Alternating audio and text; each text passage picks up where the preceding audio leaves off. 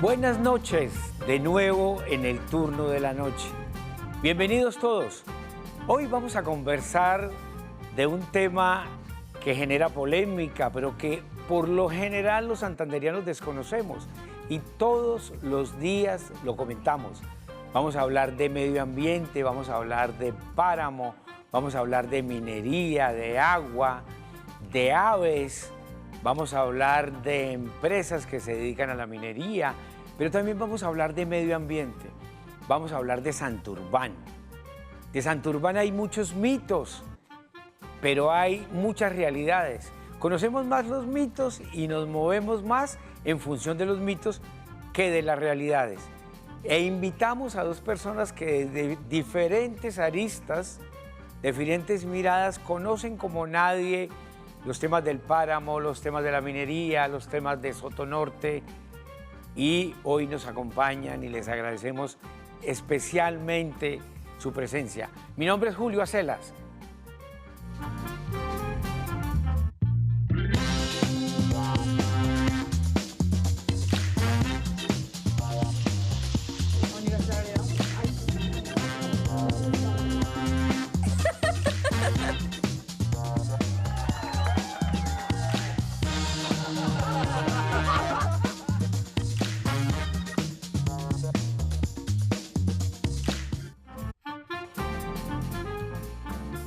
En primer lugar, queremos invitar a Olmes Balbuena García.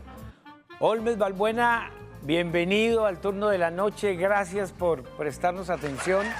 Olmes Balbuena es un hombre del páramo, es un hombre de California, es administrador público de la SAP, especialista en temas ambientales, fue alcalde popular por allá en los 90 de California, ha sido minero, igualmente es empresario del transporte, y es un líder gremial y comunal de Sotonorte muy importante. Conoce como nadie el tema de la provincia. Olmes, gracias. Buenas noches. Bienvenido al turno de la noche, pero igualmente quisimos invitar a un comunicador social de la Universidad Autónoma de Bucaramanga y fotógrafo, César Mauricio Olaya. Bienvenido, César. Además es pajarero. Tiene que explicarnos, tremenda profesión. ¿Qué es ser pajarero? Se la pasa por todo el país, retratando, investigando sobre las aves, sobre los pájaros. Ahora nos va a hablar de eso.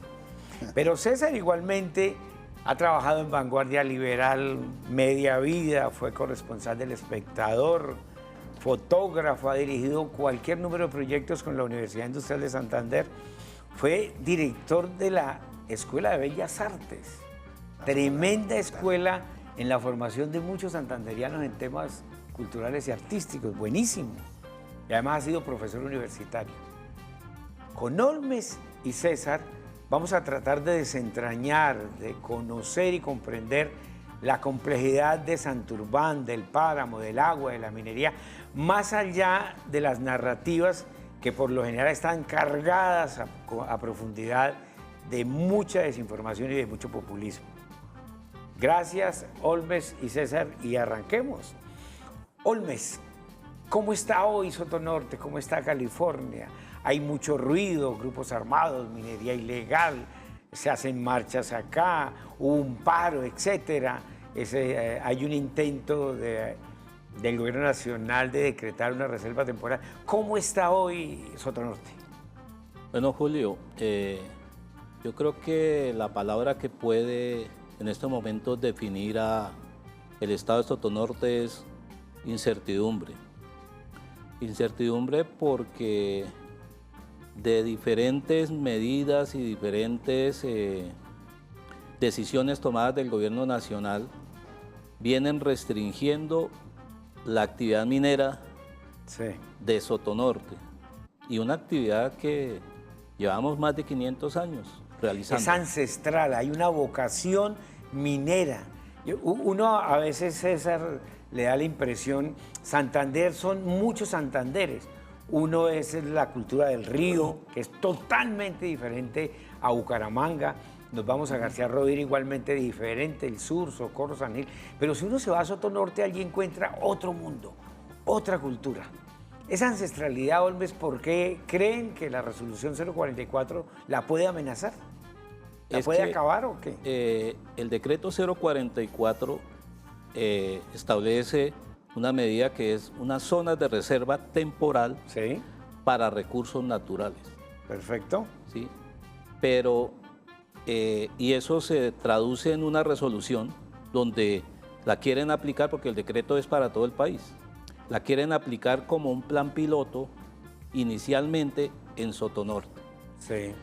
Pero el que se llegue a plasmar esa zona de reserva temporal condenaría a todo Sotonorte a la ilegalidad, porque mediante esa zona de reserva temporal quedaría prohibida, en principio, dice el Ministerio de Medio Ambiente, la doctora Susana Muhammad, la ministra, en principio solamente van a prohibir la actividad minera, pero realmente eso va a afectar toda la provincia, porque quedan prohibidos o quedarían las entidades, digamos, como la CMB, impedidas de dar cualquier permiso ambiental en esa zona de Sotonorte que ponga en peligro un recurso natural como es el agua o los bosques, ¿sí? Y lo otro es que la zona de reserva temporal abarca desde el municipio de Betas hasta la entrada de Bucaramanga del norte. Claro, alguien me decía que incluía un área de Bucaramanga. Todo el norte de Bucaramanga. El norte de Bucaramanga, ya en los límites con Matanzas. Pero paremos ahí un poco, Olmes, y me parece bien importante que quede como en la mesa, que quede en la percepción ciudadana el peligro que hay de ciertas resoluciones. El gobierno nacional se ha caracterizado a veces, el gobierno del cambio, de la participación, se ha caracterizado no solo con esta resolución en todo el país, de consultar poco, de imponer algunas medidas. Qué paradoja. César, ¿por qué hay un mito sobre el tema de Sotonorte, de la minería, el ambientalismo? ¿Por qué? Usted que ha conocido la región en terreno, tiene las mejores fotografías sobre las lagunas, las ha hecho César, fotografías artísticas, y usted que conoce, que se ha reunido con mineros, que interactúa con las comunidades, ¿por qué esa prevención y ese mito sobre Sotonorte y California y el páramo? Bueno, yo creo que cuando uno conoce el páramo, cuando uno llega ya a ese paraíso, ese terrenos que son absolutamente mágicos y que sorprenden a cualquier persona, la primera impresión, uno dice, uno escucha los mitos y dicen, van a perforar el páramo, van a acabar con toda esta naturaleza, van a dañar, van a extraerle toda el agua, van a utilizar toda el agua que está corriendo a través de estas quebradas para hacer la minería. Uno muchas veces pasa por las zonas donde ha habido extracción y encuentra literalmente muchos problemas de carácter ambiental, demasiada cantidad de residuos, zonas muy secas, áridas, aridez, y una cosa que le preocupa mucho es pobreza generalizada. Entonces uno dice, si esta gente saca oro y vive del oro, y el oro es nuestro símbolo máximo de cualquier economía, ¿por qué viven en esas condiciones? Pero ahí hay que hacer una acotación. Una cosa es la minería, digamos, a gran escala, de empresas, por lo general multinacionales legalizadas, que en Sotonorte no han sacado una sola pepa. Están en proceso o han estado durante muchos años, indistintamente, proceso de exploración. La explotación diaria, no para un día que no salga oro del páramo de California y de las zonas, digamos, de reserva, es lo que se ha dado en llamar la minería ilegal o la que practican los galafardos, o la minería ancestral, que es minoritaria ahora. Olmes nos va a ilustrar un poco sobre eso. Y obviamente los que cuando vamos al páramo vemos los inicios de un gran desastre ambiental. Sí. Pero ¿qué hacemos ahí, César? Por ejemplo, la minería ilegal es un fenómeno la extracción ilegal de minerales, en este caso el oro, es un fenómeno que se generalizó allá. Según estudios que se han hecho, está produciendo 7, 8 mil millones de pesos semanales. Hay ya piscinas donde se procesa lo que se saca allá en el norte de la ciudad. Y lo peor, detrás de esta población que ha llegado, Olmes nos daba un dato, 1.000 personas de varias áreas del país están grupos armados ilegales. El gobernador ha señalado con las fuerzas de seguridad, que está el Clan del Golfo, hay comisiones del ELN que han empezado a llegar. ¿Cómo hacer ahí?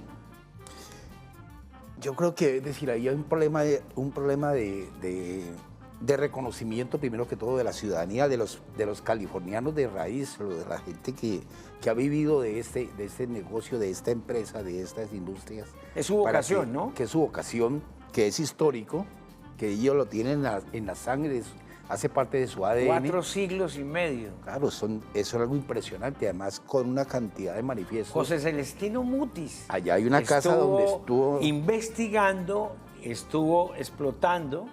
Allá está la casa de José Celestino Bueno, Mutis. Y han pasado multinacionales toda la vida, inglesas, japonesas, brasileñas, francesas, etc. Pero usted anota un punto que me parece clave, Holmes, para cerrar e irnos a comerciales, es el desconocimiento y la comprensión. Por lo general, las matrices y las narrativas que condenan cosas, hablábamos de las cumbias antes de entrar acá, es porque se desconoce. Y son narrativas, Holmes, rápidamente para irnos a comerciales, esas narrativas, ¿qué valoración les das? Bueno, las narrativas que digamos se forjaron desde Bucaramanga, que nos han afectado, es que se va a destruir el páramo. No se va a fondo a la raíz de los problemas, sino, digamos, esa frase que creo que la inventó Rodolfo, el alcalde de Bucaramanga, de agua sí, oro no. Esa frase le ha hecho a la provincia de Sotonorte un daño inmenso. Porque, lógicamente, ¿quién no va a preferir el agua? Sí, eso ahí no hay discusión. Eso ahí no hay discusión, ¿cierto? Es como cuando la gente decía paz o guerra, ¿no? Paz. Todo el mundo decía la paz. Entonces, eso nos pone en una contraposición con Bucaramanga, y donde le están diciendo a Bucaramanga, cuando ustedes abran la llave les va a bajar cianuro. Entonces, ¿quién no va a querer eso? O sea, claro, es una narrativa totalmente mentirosa, que lógicamente tienen más capacidad para medios, recursos, claro, y ha calado y es muy emocional. Además, se ha comprobado durante estos años que está cargada, tiene una carga de profundidad de mucho populismo y de mucha ideología. Vamos a comerciales y regresamos para hablar sobre cuántos mineros están explotando hoy en California. Ya regresamos.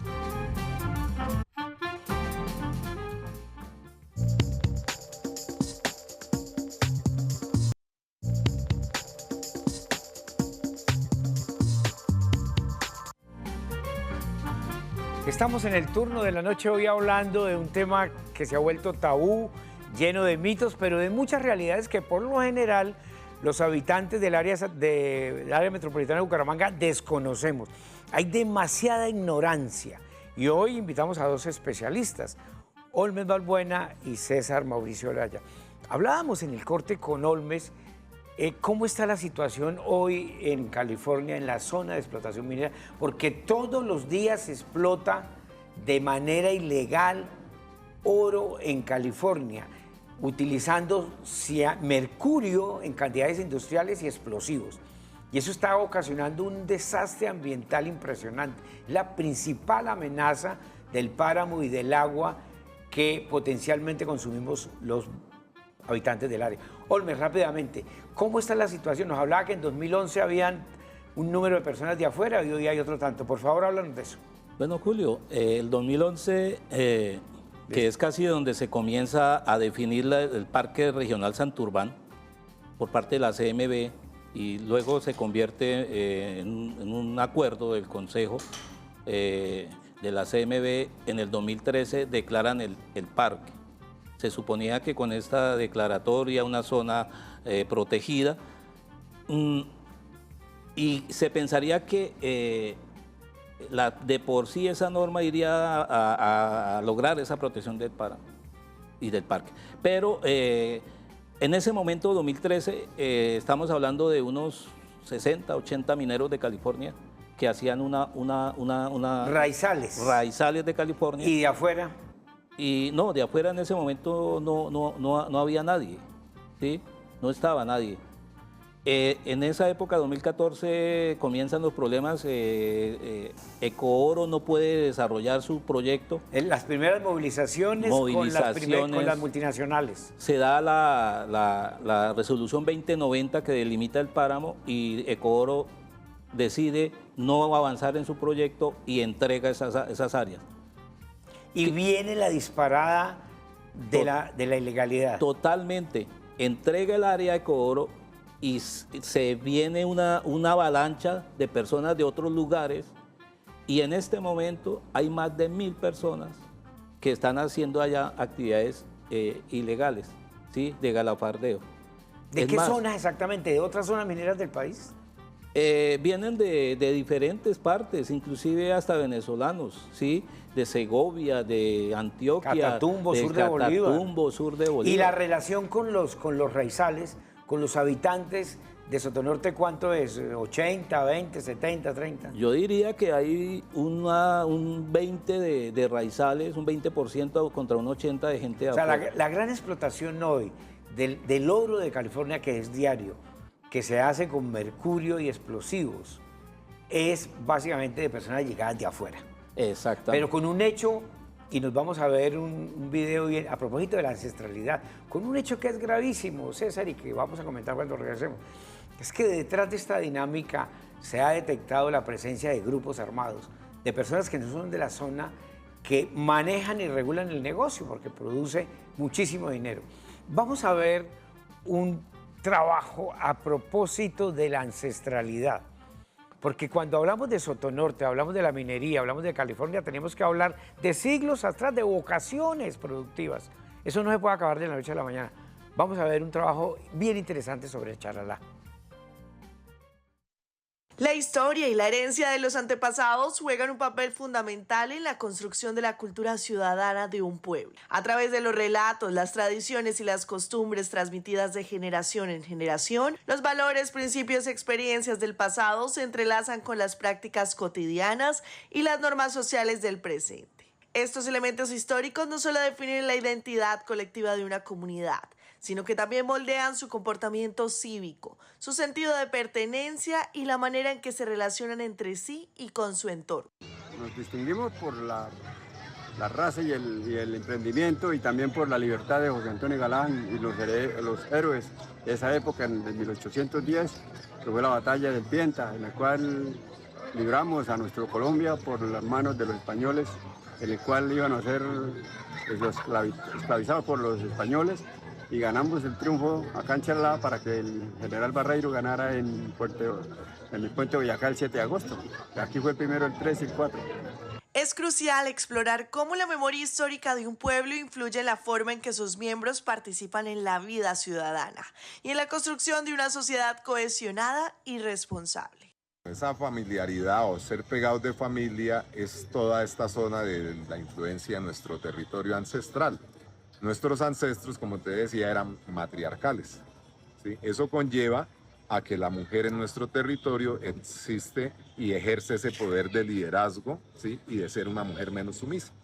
Prueba de ello, lo que hablamos, son mujeres siendo parte activa del hecho independentista. Otra demostración es que la primer lugar en Colombia y en América donde votó la mujer se llama Santander. En 1853 ya se promovía el voto femenino y en la Constitución del Estado Soberano de Santander de 1857 ya existía ese derecho al voto. Pero les borran ese derecho con la Constitución del 86 y les toca esperar un plebiscito de 1957 para volver a votar, cuando aquí 104 años atrás ya votaban las mujeres. Es otra demostración de su liderazgo. Pero por ese tema de la mujer, del vínculo matriarcal, es que se despega el lazo familiar arraigado en nuestras regiones. Por eso acá en nuestro territorio, así el chinito, la chinita tenga 50 o 60 años, que no se nos vaya a la casa.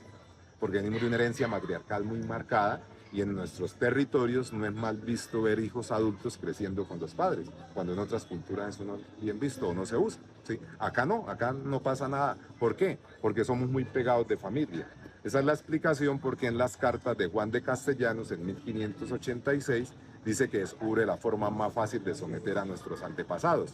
Dice, no era castigarlos, no era aguantar el hambre, trabajos forzosos, sino era simplemente separarlos de sus familias, y eso les causaba un terror impresionante porque por el vínculo matriarcal se veía el lazo familiar muy arraigado. ¿Qué hace especial a los habitantes de Charalá? Lo especial de habitantes de Charalá es la agroindustria, como el ganado, el café y los cultivos de la caña de azúcar, y muchos molinos, muchas ganaderías. Y también los habitantes que tiene Charalá son 13.600 de ciudadanos que tiene Charalá, en el cual nosotros somos unas personas muy honradas por nuestro fundamento y economía, somos muy fortalecidos. Somos de buena raza y somos muy triunfadores y de buen emprendimiento, y tenemos buenas raíces de un José Antonio Galán y un Antonio Santos, la cual nos heredó en nuestra tierra fortalezas y rendimientos para lo que sea. Claro, pues entre más conozcamos, digamos, nuestro entorno, se desatan esos lazos. A veces en las grandes ciudades pues ocurre eso, cada quien anda en el ritmo de su cotidianidad, de su vivir, y no hay esa relación estrecha. Acá nos conocemos casi todos los que vivimos acá, entonces sabe uno, y eso conlleva lazos de familiaridad, y obviamente la formación pues digamos va más inculcada en otra clase de valores que muchas veces se diluyen en muchos lugares, ¿sí? Entonces digamos que eso persiste en ese tema y se vive en un ambiente más familiar precisamente por el territorio, que sea un poco más, digamos, de relación más pequeña y más social, porque el ser humano por naturaleza es un ser humano social, ¿sí?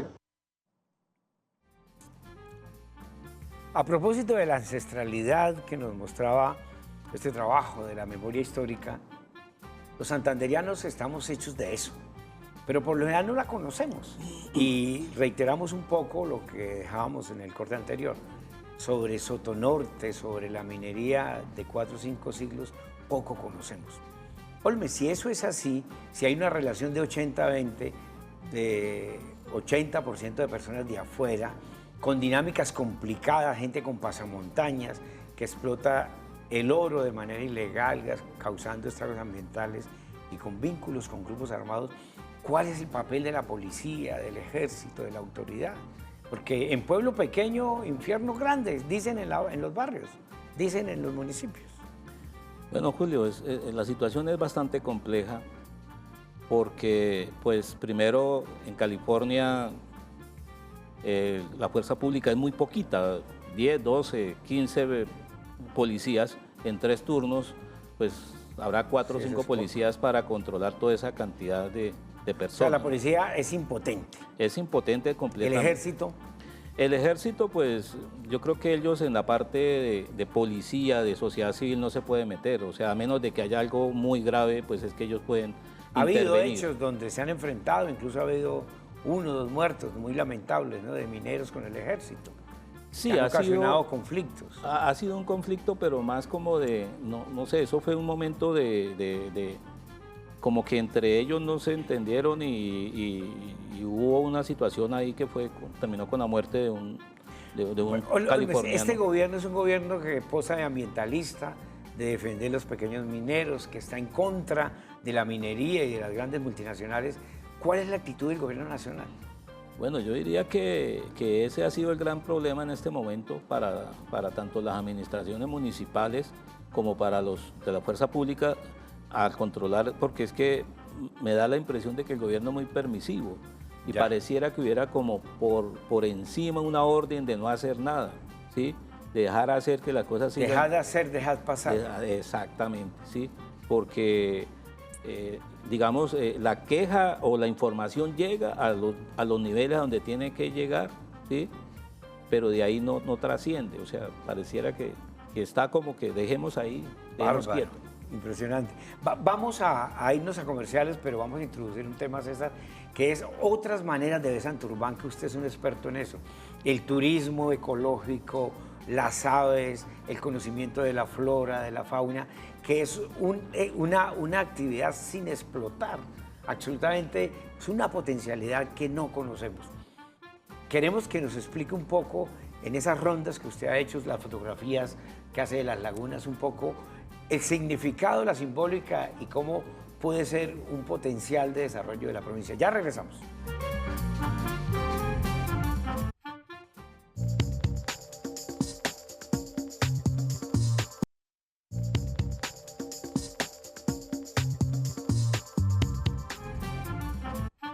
Santurbán, mitos y realidades, hoy en el turno de la noche con dos conocedores de las regiones y sus dinámicas. Pero hacíamos un corte, César Mauricio Olaya, fotógrafo y comunicador social, que es una potencialidad de Sotonorte poco conocida, poco explorada, que es el turismo ecológico, alternativo. Usted que es fotógrafo de aves, las lagunas, tiene unas fotografías bárbaras sobre las lagunas. ¿Cómo explotar eso para tener otra mirada y para que sea un elemento de integración a Santander también de Sotonorte, César? Bueno, estaba precisamente hablando ahorita con Olga sobre esas opciones, esas posibilidades, y yo decía que hoy en día la gran mayoría somos ciudadanos urbanos. Sí. Desconocemos totalmente todo lo que significa el páramo y creemos que el páramo es el show de ir a pararse frente a un frailejón, tomarse el selfie y decir estoy en el páramo, estuve en el páramo o esto es el páramo. Incluso agrediendo, ¿no?, el ecosistema. Claro, es que el problema preocupante que da con un turismo desordenado, un turismo sin control, un turismo no regulado. No hay regulación. No hay regulación actualmente. Bárbaro. Entonces usted puede ver fenómenos como llegada de 2 buses de 40, 80 personas que llegan, ingresan al páramo, caminan por encima de esos colchones de agua que son literalmente... Se bañan, hemos visto videos donde se bañan. Claro, yo he sido partícipe de situaciones como esas donde el guía nos dice, incluso el guía de la región nos dice, esta es una laguna brava, por favor, ríndanle respeto. Claro. Y llega gente como nos sucedió en una laguna que se llama Los Tutos, donde llegó un españolete que iba con nosotros y fácilmente se le hizo fácil empelotarse y tirarse al agua. Bárbaro. Y lo vimos presentes y eso fue sagrado. Inmediatamente el cielo se cubrió, sí, empezó a caer, la simbólica espiritual que hay con las lagunas. Además, la gente llega y deja basura, deja plástico. Es impresionante, papel. Es impresionante eso. No hay regulación, o sea, ¿quién debe regular eso? Yo creo que la primera instancia es que centrarnos con los guías, con los directores que manejan este tipo de producto. Con gente de la zona, con vaquianos. Con vaquianos. Con promotores turísticos. Y hacerles ver lo que significa el páramo, porque el páramo va más allá de la foto con el frailejón. Claro, claro. Entonces, y además se puso de moda también por el tema con que arrancábamos, de agua sí, oro no. Vamos a consultar la gente, los ciudadanos, que también tienen una opinión sobre Santurbán. Miremos. Pues he escuchado que no tiene la seguridad necesaria, que lo están queriendo vender, que lo quieren destruir, o sea, mejor dicho, en pocas palabras, que no le están protegiendo. Bueno, últimamente he estado escuchando que la delimitación anterior que se hizo, si no estoy mal, en el gobierno de Santos, no ha sido suficiente para el páramo de Santurbán. La empresa Minesa sigue intentando presionar, esta vez no al gobierno nacional, sino a las autoridades locales, la gobernación, la alcaldía, que se les conceda el permiso minero. Y pues ellos, al ser más susceptibles a favores políticos, a esa clase de la no deseada corrupción, pues el hecho de que terminen dándole esa concesión, pues es algo sumamente peligroso y dañino para la ciudadanía, precisamente por la importancia hídrica que tiene el páramo, no solo hídrica, sino también para la biodiversidad que existe en esa parte, para toda la región. Yo escucho sobre el páramo periódicamente, cada 6 o anualmente, diciendo que van a hacer movilizaciones o diciendo que van a hacer marchas a favor de que el páramo no sea tocado o no sea transgredido por organizaciones internacionales. Entonces, estas marchas o estas movilizaciones son a favor de que el páramo sea patrimonio de Santander y que no sea transgredido. Lo que he escuchado sobre el páramo de Santurbán es que un político vendió los títulos de propiedad para minería y se lo vendió a unos extranjeros, por lo cual el páramo no sabemos qué puede suceder ahí, pero nosotros los santanderianos estamos luchando para que eso no sea posible, porque no podemos que el agua de nuestra ciudad, de nuestro pueblo, de nuestros hijos, vaya a ser contaminada por minería? Pues principalmente bastante inconformidad por la explotación que quieren realizar allí, ¿sí? Básicamente pasar por encima de todas las especies que habitan en el páramo, la calidad que puede afectar en el agua a causa de esa explotación y afectar a toda la población. Entonces, por eso mismo se han realizado protestas, se han realizado manifestaciones en contra, porque quieren dañar un recurso apreciado para nuestra población.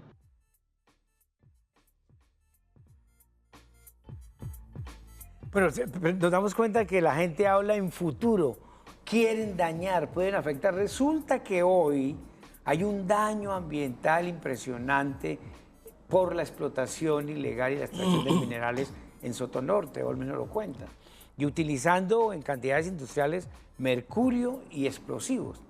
Olmes, ¿cómo resolver ese tema de la minería ilegal? El gobierno habla de formalización, hay una asociación de mineros. ¿Eso es posible o eso definitivamente perdimos a Santurbán con la minería ilegal?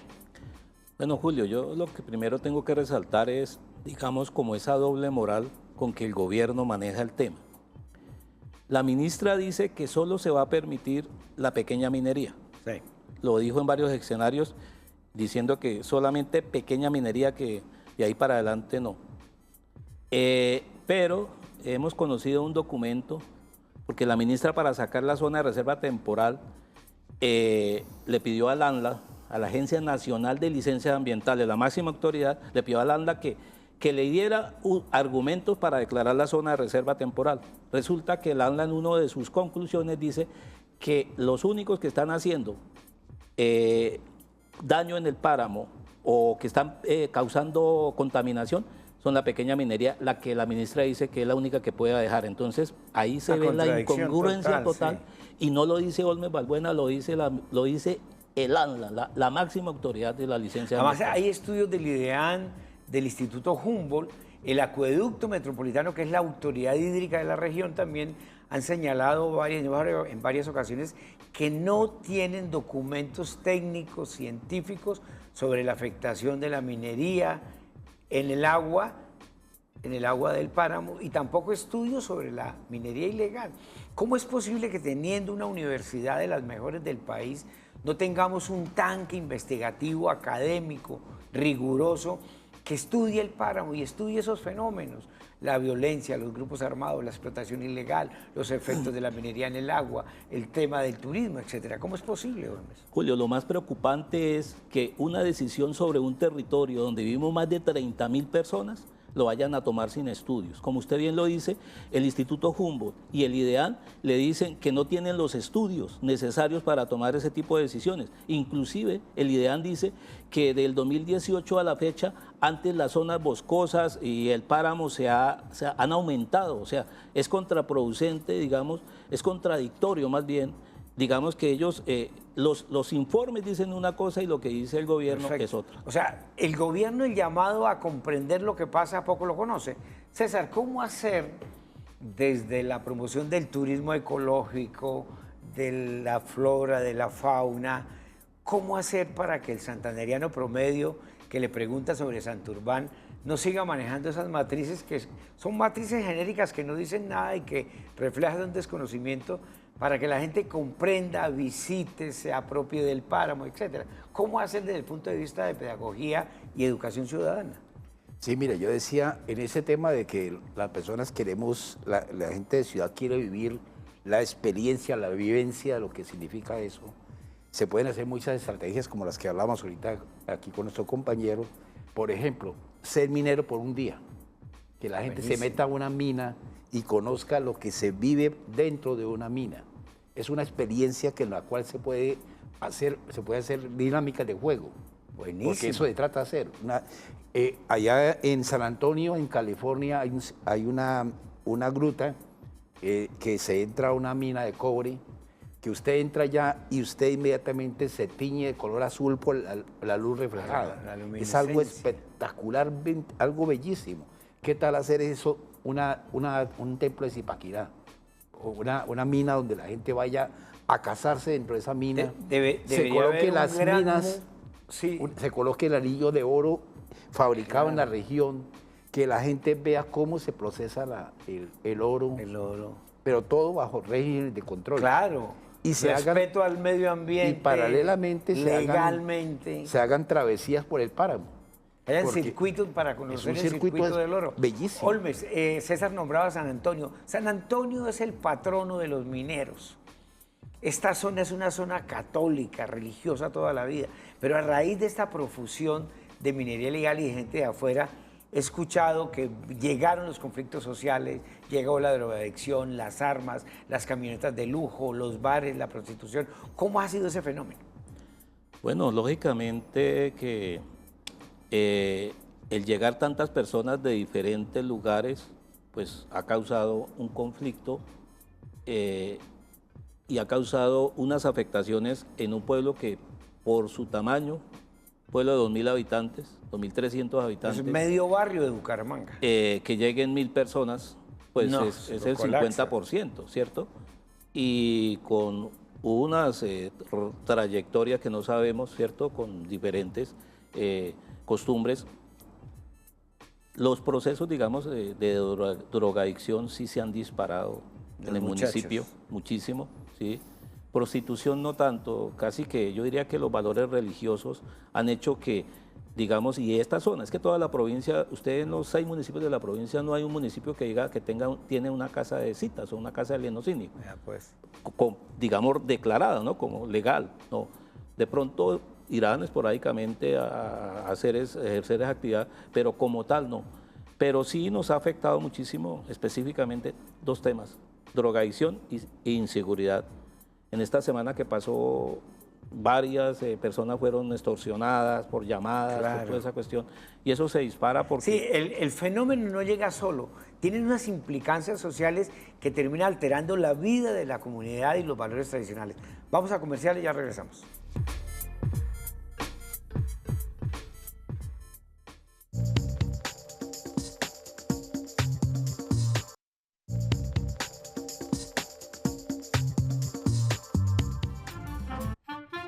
Bueno, en el turno de la noche tratando de desmitificar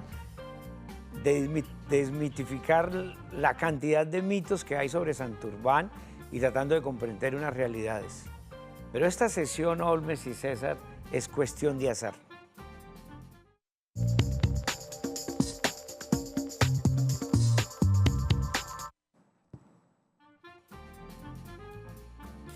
El azar. Albert Camus, el gran escritor francés, decía que un día los seres humanos desataron el azar y cuando el azar salió entre nosotros es implacable. El azar es implacable. Mucha de nuestra vida, de la vida de las sociedades, depende del azar. Nadie maneja el azar. Tenemos 4 preguntas acá, algunas ya las hemos tocado César y Olmes. Vamos a sacar de a una y vamos a seguir hablando sobre el tema de hoy, tratando de desmitificar el significado de Santurbán y mostrando otras realidades bien generosas, bien interesantes, inexplotadas y poco comprendidas. Empecemos por César. Acá. Esa es suya. El ambientalismo del área metropolitana, ¿por qué no tienen en su agenda la minería ilegal? Usted que ha conocido los movimientos ambientales, las marchas, ¿por qué se centran en la denuncia de las multinacionales que pueden contaminar, ¿cierto? En un futuro, las multinacionales no explotan Santurbán, y por qué el tema de la minería ilegal es tan esquivo, es como una papa caliente? Mire, yo voy a citar una cosa desde mi experiencia de fotógrafo de aves de naturaleza, algo muy curioso. Resulta que hay una especie de ave que se ha venido tomando diferentes territorios del país. Esa ave pertenece, o en su origen era de la zona de Arauca. Con la tumbada de la cantidad de bosques, ellos le rompieron la ruta para subir hacia la cordillera, el circuito.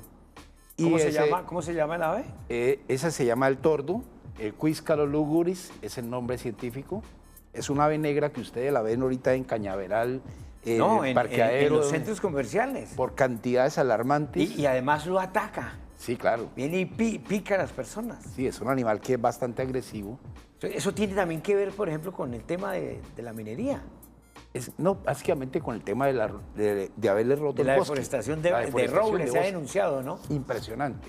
Entonces, en una oportunidad estaba yo en California y vimos la presencia del cuíscalo. Y le preguntamos a una chica, ¿hace cuánto está llegando este pájaro acá a la zona? Interesante. Y llega la chica y nos dice, eso lo trajo Minesa. Para acabar con los pajaritos de acá.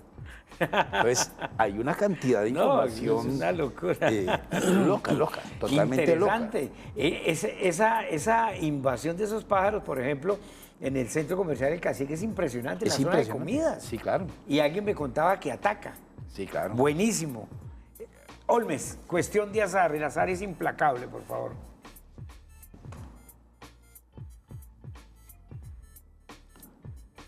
Multinacionales, ¿hay un mito sobre ellas? Usted que es un hombre de la minería de toda la vida de California, que ha tenido interrelación con los mineros ancestrales, conoce el fenómeno, con la política, fue alcalde, conoce las multinacionales. ¿Cuál es el mito sobre las multinacionales? ¿Las multinacionales hacen daño en California?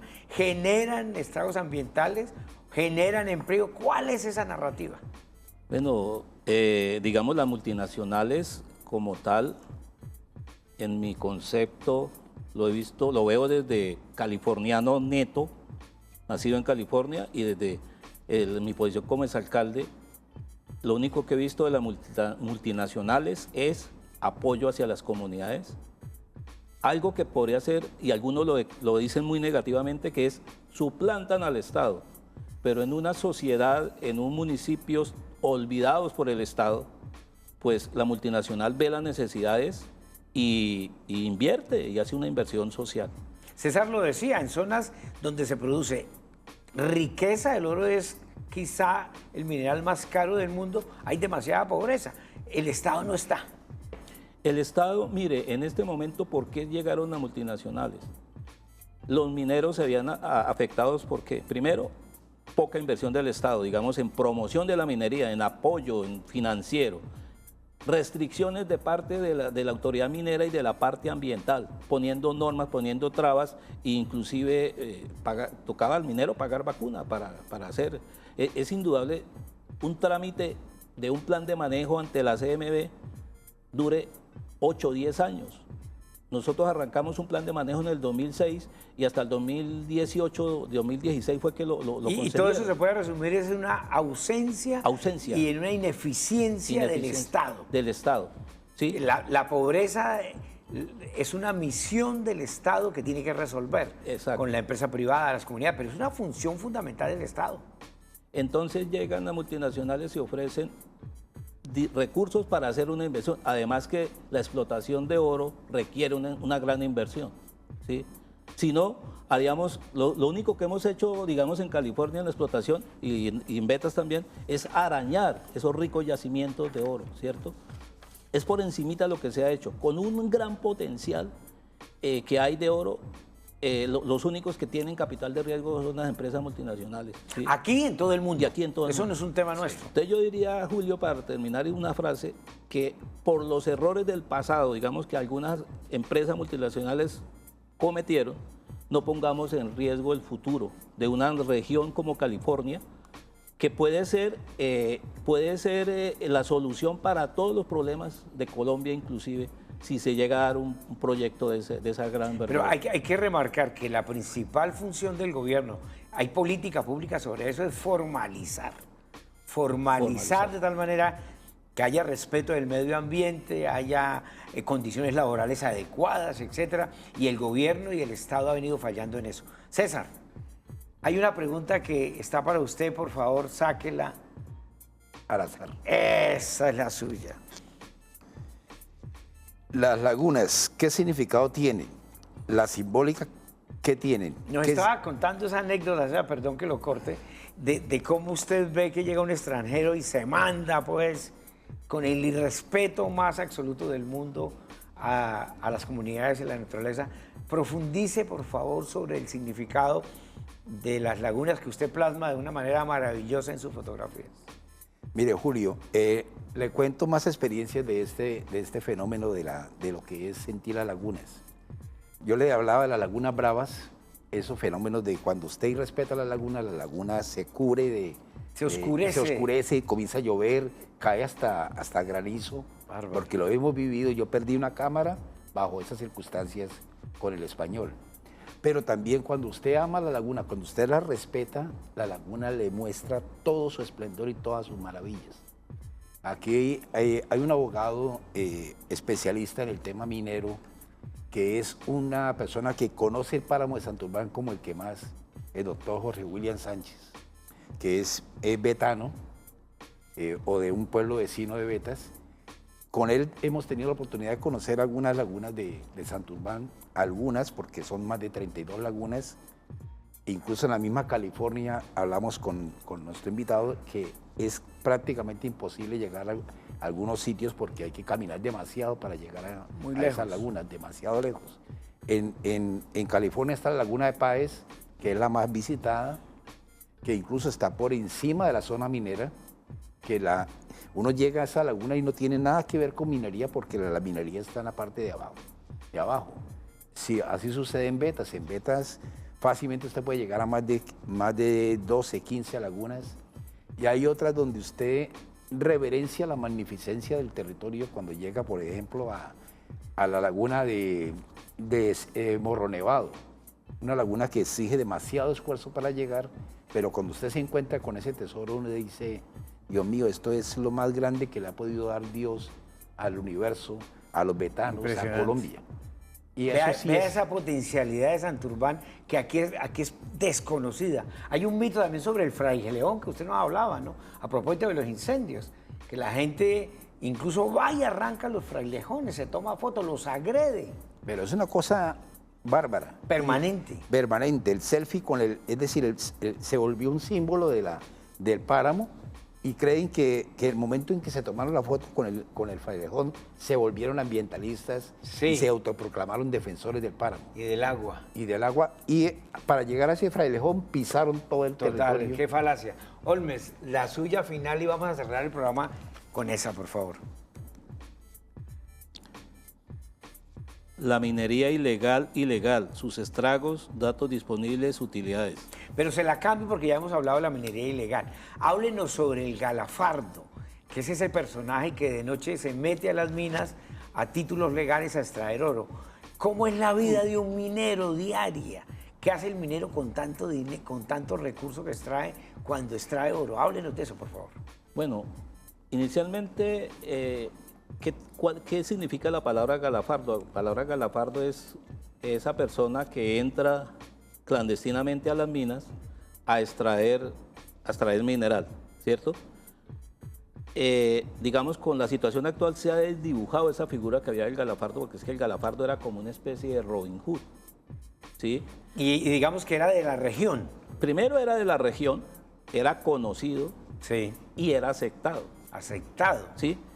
Pero con una... Digamos que había un pacto ahí social, sí, con el dueño del título. Sí. Porque él entraba de noche, ¿no? Primero entraba de noche, segundo, no hacía daños. No hacía daño. Lo máximo que podía hacer era partir un candado de una puerta de una mina, ¿cierto? Pero sin hacer, digamos, sin tumbar ni nada. Segundo, no entraba al molino a sacar el producido, que ahí sí sería un robo, claro, ¿cierto? Él respetaba eso, él iba a la mina, sacaba roca. Eso se perdió hoy. Eso se perdió. Perdiendo. Eso se perdió. Inclusive, el dueño de la mina le decía, si usted no se deja pillar en la mina, guárdese lo que saque, ¿cierto? Y era muy conocido que ese Galafardo, cuando le iba bien, se ponía a tomar en las tiendas del pueblo. Hay un mito sobre la vida del minero, ¿no?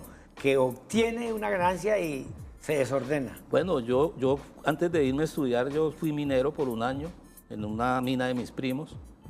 Y cuando llegué, lo primero que me dijo un minero de eso, dijo, usted no piense que va a ahorrar para su casa, para estudiar, para darle a su mamá ni nada. Diga que es que usted se va a tomar cerveza, aguardiente y se va a ir por de las niñas. Y verá que eso le sale oro. Perfecto. ¿Sí? Bueno, gracias Olmes, gracias César.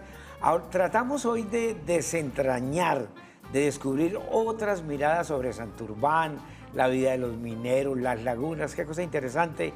Hoy hablamos de los mitos y realidades del páramo, del agua y de la minería. Este es el turno de la noche. Nos vemos en 8 días. Gracias.